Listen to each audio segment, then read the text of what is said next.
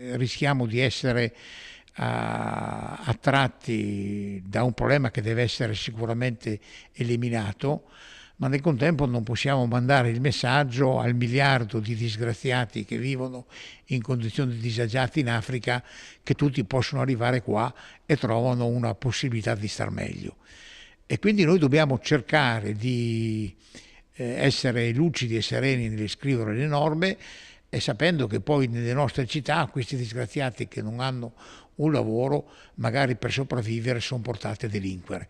Cancellare i reati di immigrazione clandestina non farà altro che favorire nuovi sbarchi, mettendo a repentaglio la vita di migliaia e migliaia di persone.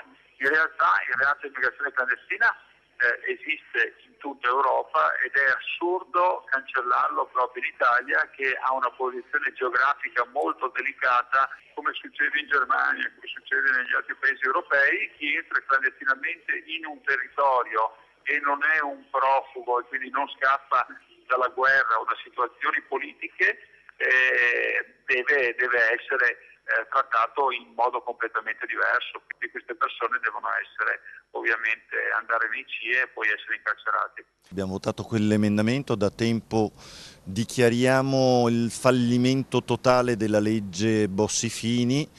In questi 10 anni non è che sono spariti i clandestini all'interno del nostro paese e tantomeno sono spariti i problemi rispetto all'immigrazione, quindi è evidente che la legge Bossi-Fini e soprattutto il profilo di chi come la Lega ha fatto di questa battaglia la propria battaglia prioritaria ha completamente fallito. Quindi bisogna ripartire con un'idea che metta insieme i due principi fondamentali, quello dell'accoglienza e quello del rispetto della legge. L'Italia dei Valori già in passato, quando era in Parlamento, aveva proposto l'eliminazione di questo reato che non serve appunto a nulla.